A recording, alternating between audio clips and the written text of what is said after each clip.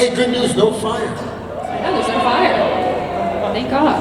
How are you both doing? How has Salt Lake City been treating you? I love Salt Lake City. Frank loves Salt Lake. I do know, I've always loved Salt Lake City, and I would live here, but my ex-wife won't. Anyway, it's not a Love that. So I'm going to kick things off with a bit of an icebreaker. It's easy enough to look at your IMDb and see what your first role is on there, but I'm curious for both of you what your first professional role was. I know it. My first professional role was Silk Stockings. You remember that? And I played a stripper named Franco La Puma. This is no joke. And I worked out with a stripper, and he taught me how to strip, and my father was humiliated. First role. Here. Thank you. Don't be afraid to clap.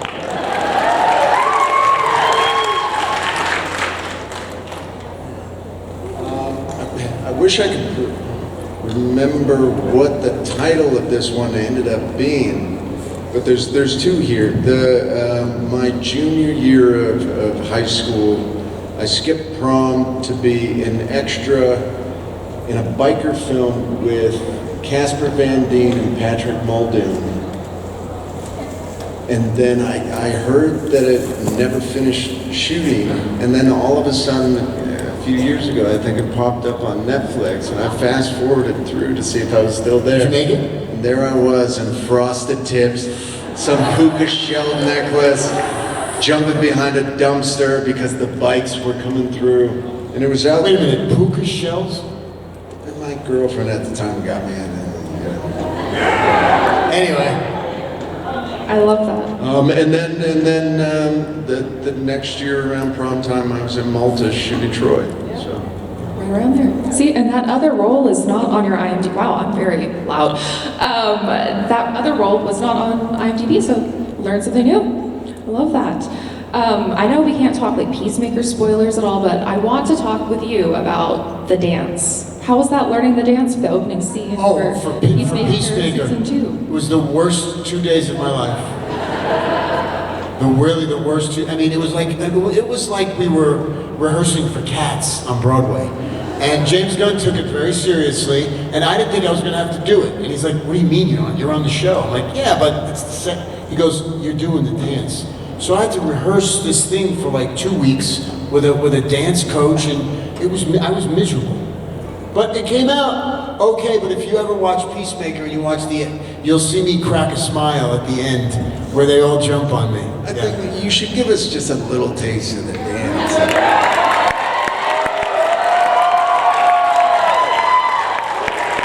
love being an instigator.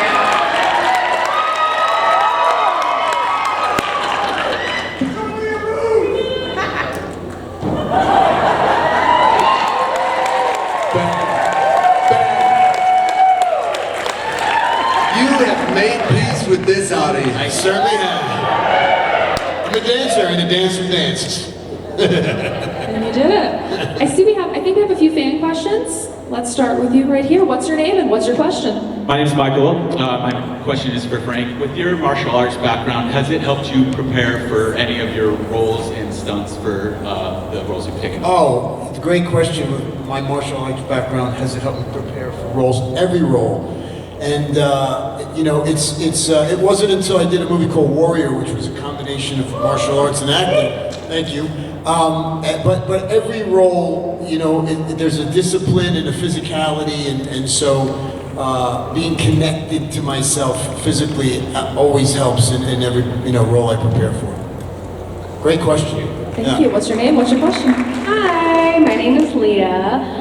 My question is the scariest moment you both experienced on Tulsa King. Scariest.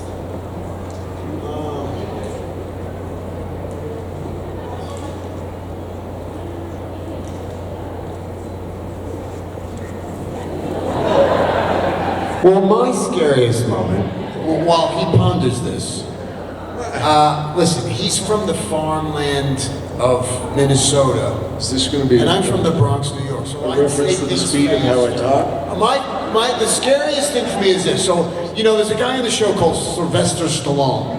Yeah, it was Rocky and Rambo, and so I grew up watching this guy. My scariest moment was my first day when I was watching him walk towards me, because we were about to do a scene, and I was like, holy shit, that's Rocky. And I was like, I'm gonna get found out here. Like, he really knows what he's doing. And so that first day was probably, as an actor, one of the scariest things. And then we just became buddies, and you know, now we're all we just send each other emails and FaceTime videos and stuff, and it's a lot of fun. But I was a little intimidated. That's beautiful. Yeah, I can't think of what to top that. Great question. Way to go, Garrett. What's your name and what's your question? Hi guys, my name is Mason, and my question. No, it's not.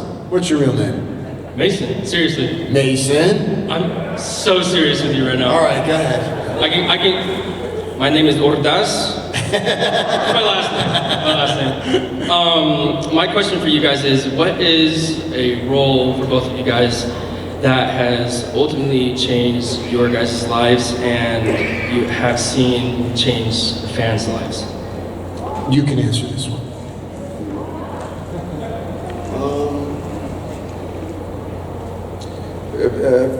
A role that changed my life was Troy, my first film. I mean, to come out and, you know, have a dream of becoming an actor and you know, aspiring to everything that it encapsulated, to have my first film be there with Brad Pitt and Peter O'Toole and Brendan Gleeson, Sean Bean, Brian Cox, and the likes of all that was just, it was the first unbelievable thing that really ever happened in my life.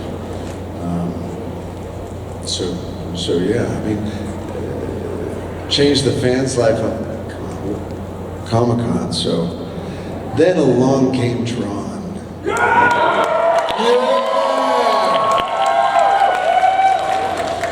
It's a whole different field. I mean, you know, if this were a football field, then we would have gotten the Friday Night Lights cheers. That's right. Well, for me, it was what changed my life was the movie Warrior with Tom Hardy and Joel Edgerton. I think what changed for fans was Captain America, was Crossbones. And you know, there are no small roles in the Marvel universe, and so I was amazed at how impactful that was with fans, and very appreciative. Yeah, great question. Great question. What's your name and what's your question? Hi, my name is Keith. This one's specifically for Garrett. So, what is your favorite epic scene from Tron Legacy?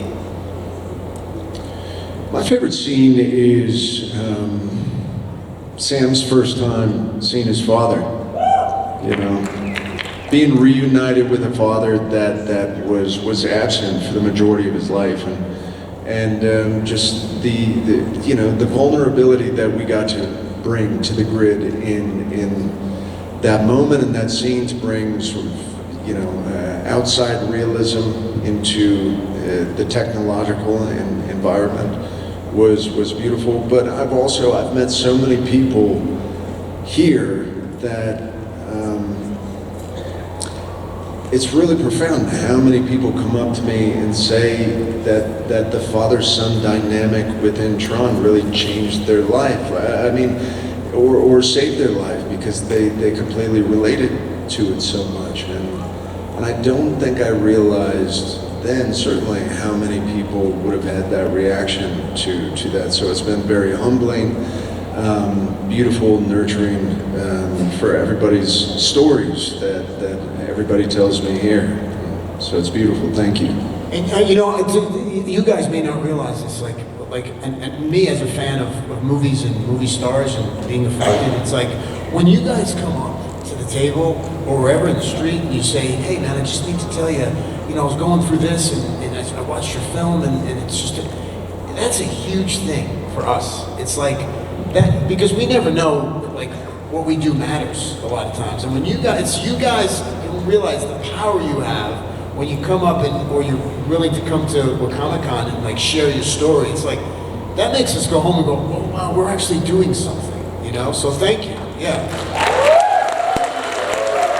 I did want to follow up on Tron. Is that a universe that you would be interested in going back to? I know the director of Tron Ares had said a number of actors chose not to come back for Ares, but you know, maybe if this does very well, I think Sam might be mentioned in it, but... Yeah. Yeah. Talk to me first, because it's about money, and I manage his finance. No, it's look. I can't wait to watch what they did with this, what they did with Ares. I'm so proud of everybody involved. You know, the producers are the same producers that brought Legacy to life, and they've just worked their tail off on this one. And so I'm going to be the first one at the door to go see. And you know, it's, man, the fans are very excited about it as well, and that's a wonderful thing. There's a lot of love for the grid out there. There's a lot of love for Tron. And speaking of fans, what's your name and what's your question? My name is Maddie, and mine is for Frank. One of my favorite movies that you're in is Warrior, and I was just wondering, what was your favorite scene to film, and what was your hardest scene to film with that movie? My favorite scene... The love scene. My favorite scene is when Joel Edgerton is about to lose, and what he has at stake is really everything. And we kind of improvised a lot of this because it was intense. And just having to get him to get off that bench and go back, and having been a fighter, having him to get off that bench when he doesn't want to and go back in there and fight for something much bigger than a trophy or a purse. And it was about his life. And that was, to me, the most touching scene that I did.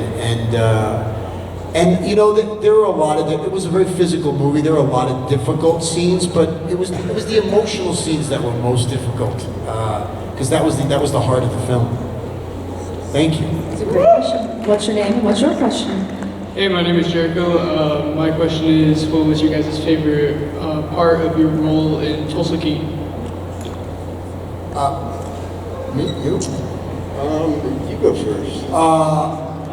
Anytime I get to act with Stallone, it's my favorite part. I mean, I was such a huge Sylvester Stallone fan my whole life. I know everything he's done, like most of us. And just every time that I get to be on set with him and work with Stallone, it's a gift for me. And so it's that, yeah. I gotta say the same. It just, you know, it feels like home working with Sly. It's the reason we're all there, you know, in the first place. And so all those moments just, it feels like you're getting the job done. You're telling the story. You know, you're doing it with the Godfather. Yeah, and ultimately a lot of these they end up being, you know, sort of real moments with gravitas when you're in it with Sly, and yeah, it just sits right. Great question. What's your name and what's your question? My name is Mason. No, it's not. Is there any particular weapon or object you've ever wanted to like fight with or kill someone with in a movie? I pretty much have killed every person in every movie I've done with every single weapon you could possibly use. So, you know what? I'm kind of tired of killing people. And I want people to... So time for the what? You can say it. No, More love scenes. What? More love scenes. More love scenes. They won't get me love scenes. I'm not the romantic type, they say. Why is that so funny? Why are you the dreamy guy? What's so dreamy about you? I just imagine you going back to your gal and just like, how was work today, Frank? And you're like, it was awful. No.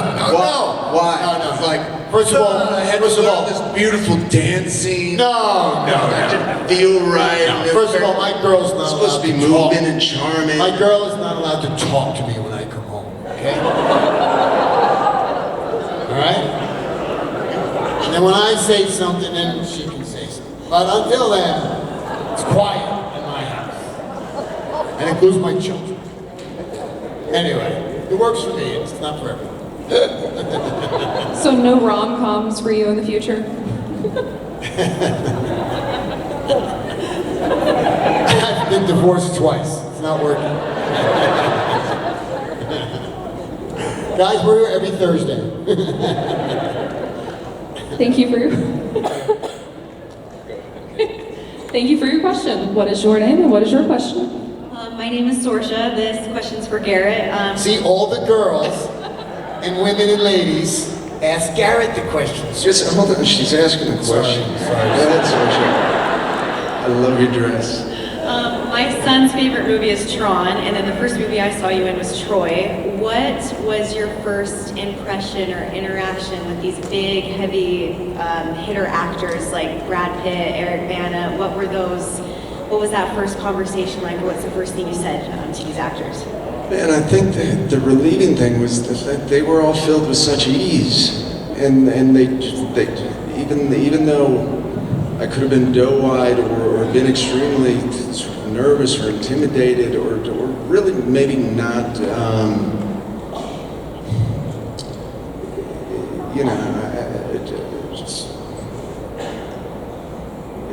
everybody just was like a normal person all the time, and I think that was the most.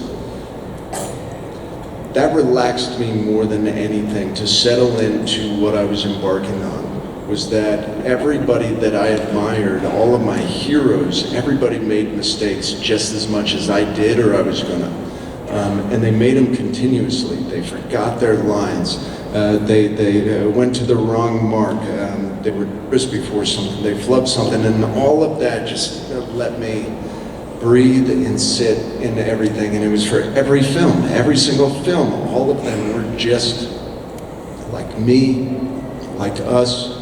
They wanted to do a great job, and then they finally relaxed into something where everybody sat back behind the monitor and they said, there he is. And it gave you great comfort to know that it just, we all feel the same stuff. We all have worries, we all have high expectations of ourselves, and that's the greatest. So that was it. That's what made me settled, was not to try to pretend to be anything other than as nervous or as excited or as thoroughly humbled as I was, because that's what the great ones were being. That's a great answer. How old's your son? Beautiful, beautiful. Thank you for your question. What's your name and what's your question? Son? Okay. My name is Christy, and this is actually a question for Frank. And I'm originally from Tulsa, so thank you for showcasing my hometown. My dad and I, we love watching it and seeing all of the different places that I grew up and so forth. What's your honest impression of my home state? And what was it like to film the elevator scene in Captain America? That's my husband's favorite scene. Was it improv or was it choreographed? No, it was very choreographed. First of all, we shoot Tulsa King in Atlanta. But I've shot first season. I'm taking my question. But I've shot four films in Tulsa. 4. With a guy named John Swamp, who's from Tulsa, and he's now a big director. But I love Tulsa. Tulsa's a great little artsy community, and it's I love it. I would live in Tulsa. It's a great place. The elevator scene, for those of you who've seen that movie, was a 7-day extravaganza. We shot that for a week plus. and it was very choreographed, and everybody was very black and blue, especially Chris Evans, because I like to hit him. And it's turned out to be one of the more iconic Marvel scenes, you know, is the elevator scene. So, yeah. Days because everyone in the right position and No, it was 7 days of them having to get it right.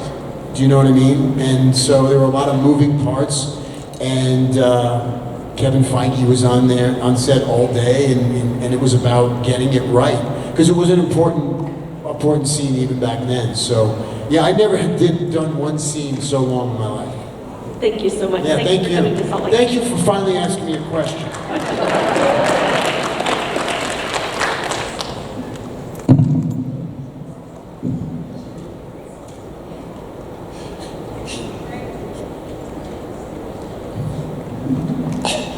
What's your name and what's your question? Hi, I'm Crystal. My question for Frank. Oh, I'm sorry, Garrett. Yes. I haven't seen Tron, sorry. Leave her alone. She wants to talk. I saw the cartoon. Anyway, I was wondering, in my favorite role was the Gray.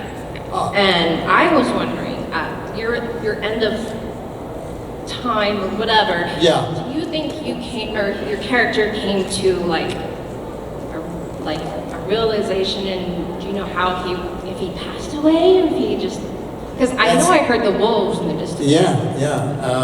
That was a choice. That there was a different ending to that, and it was a 13-minute scene where I kind of surrendered to death with Liam Neeson and Dallas Roberts there, and I had this same question for the director and writer of the movie, Joe Carnahan, and we kind of pontificated for about 2 hours by a river in very cold Canada, and we decided that it was one of those things that the audience, whoever watched the film, should make that decision for themselves. And so, but as far as I was concerned, as the actor in the movie, I was giving up. He was kind of an asshole, right? Yeah, he kind of was, but I think he kind of, and this is the thing about great movies, is when characters start out in a certain way, you know, especially in extreme circumstances, and something happens, and they evolve, and you know, and that's the great thing about being human beings, is no matter what we do, we can fix ourselves, right? And we can understand ourselves to a point where we evolve into a much better person. And I think it was that, and the fact that he had just had enough of himself, and he was ready to die. Whether he did die, you know, there was nobody there saving him, that's for sure. So that's a great question. Yeah. Great question. Oh, gotta go back to work. We are down to the final 4 minutes. What's your name and what's your question? Hi. Sorry. I'm Grace, and I have a very important question for both of you. How many seagulls would you have to find in your house before you got suspicious of someone putting them there? Wow! How many what? Seagulls. Seagulls, that's a great question. That's actually very fun. Well, do I live by the sea? It's where you live now, so I don't know. All right, go ahead, you go first. You don't live by the sea. No, it's very funny because when we were shooting Unbroken, we're on this like industrial island in Sydney, Australia, and Australia and the seagulls, it's a thing. They go hand in hand, and I was so bored and I was covered in coal and everything, so I started feeding all these seagulls all this bread. And this one character, he was going into the hair and makeup trailer, and he left his trailer door open, and I had hundreds of seagulls that were following my every move.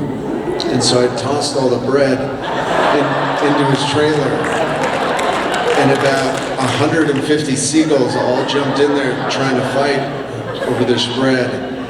And I shut the door.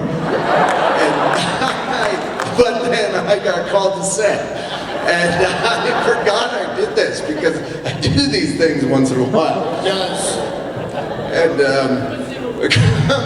well, to find out this kid, he was hired in Australia, and he's he hates seagulls with a passion because it's childhood trauma in Australia with seagulls, because every time they're just trying to have like a bologna sandwich on the beach, swimming with their parents, the seagulls come and, you know, maliciously attack them. And so this kid opened it. Anyways, how many seagulls would one have to? About 150. Wow. I'd say somebody's up to some shit. Wow. Where's me? That's amazing. I would say one. There's a seagull where I live, there's a problem. And now you know. Great question. That's a great question. But now you know if there's one in your house, it's Garrett. Well, Garrett, here's a funny story though, before we get to the next question. So our trailers are next to each other on the set of Tulsa King, and I'm sitting down preparing my lines and I hear, meow. So I look at my phone, like there's an alarm on my phone that's a cat or something, like one of my kids was, you know, screwing around. And so I put it down and then like 4 seconds later I hear, meow. So I call my kid. I go, hey, stupid, did you put something on my phone with a cat? He goes, no, and I'm not stupid. And he hung up on me. Right? So I start looking through my trailer, and I find a little disc, and it's a cat sound. So I smash it on the ground, and I know it's him, because that's what he does, right? And I go about my business. And 10 minutes later, I hear, by the time I found the third one, which I had put in his bag in his trailer, and he couldn't find it, I realized that I'm now working with that guy. With the seagull. You know the one that took him a long time to find? Oh, I put it up just a little extra higher in the trailer because he's a bit taller. Then he'd have to be on his tippy toes, or he'd have to get on a chair because that's what old Frank would have to do. Not me. Put it up there with my own boots. It's good for you. Congratulations on your height. It's awesome. Sorry, go ahead. What's your name? What's your question? Hi, my name is not Mason. But huge. And you're not from Oregon either. So. Yeah, definitely. Go Ducks, big game tomorrow. Love your work. Oh yeah, is that a boo? No, you're good. Okay. Love your work. Can't wait to get home, watch new season. I just wanted to, of Tulsa King, just wanted to say this. You guys mentioned, the first time working with Stallone. What most surprised you, when you first got to know him, first started working with him, that maybe you have this image of Rocky, as you say. What most surprised you when you started working with him? Any kind of funny quirks or? For me, it was just the level still, first of all, of passion that at 79 he still carries for the work, and the generosity. Like he understands who he is and what effect he has on people, especially actors. But his generosity, as a fellow actor, to me was, it puts you immediately in a place where he's making you better. You know what I mean? Because you can be yourself and creative, and I can't say enough. I know people love Sly, but I can't say enough great things about this guy. He's really he's an amazing individual. We have officially run out of time. Do you want to take Spider-Man's question? Come on, please.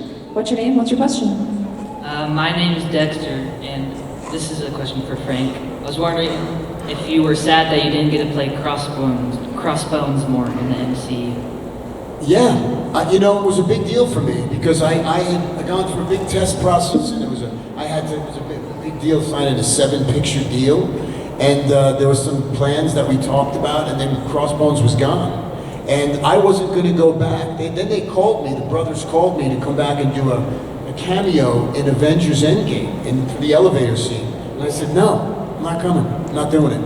And they go, what are you talking about? I go, I'm not doing it. You guys killed me. Like I'm not happy with you guys. And I hung up the phone. Like who the hell I was. But I really was hurt. It wasn't that I was hurt.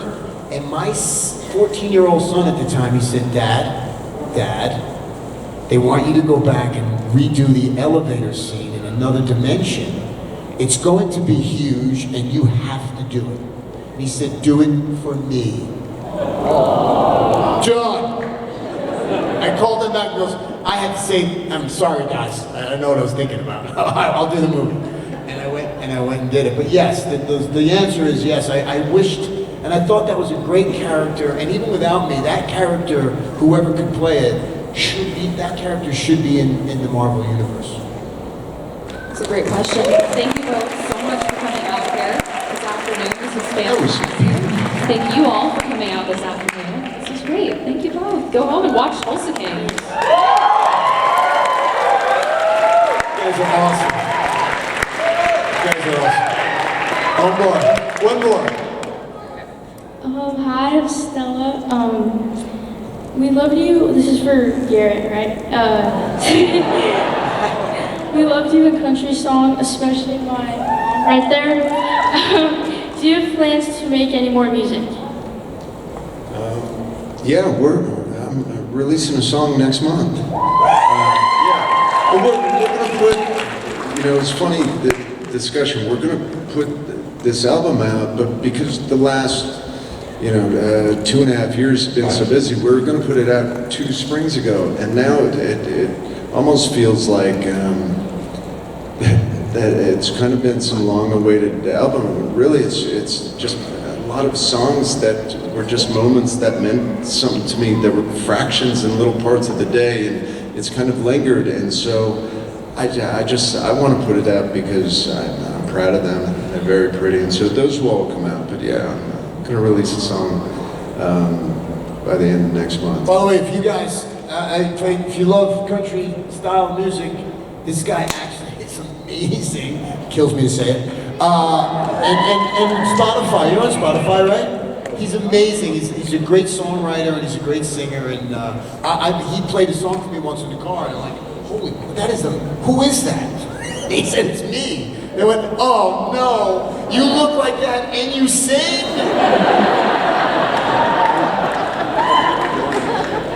It's not too late to put out your own album, Frank, I'm just saying. Well, let's put our hands together one more time for Frank and Garrett. Everybody, please give a huge round of applause, everybody. Aren't they amazing? Now, we're going to do a crowd shot. Here. If you'll pull out you guys are already on it. If you pull out your cell phones and turn on your flashlights, what we stand right behind you.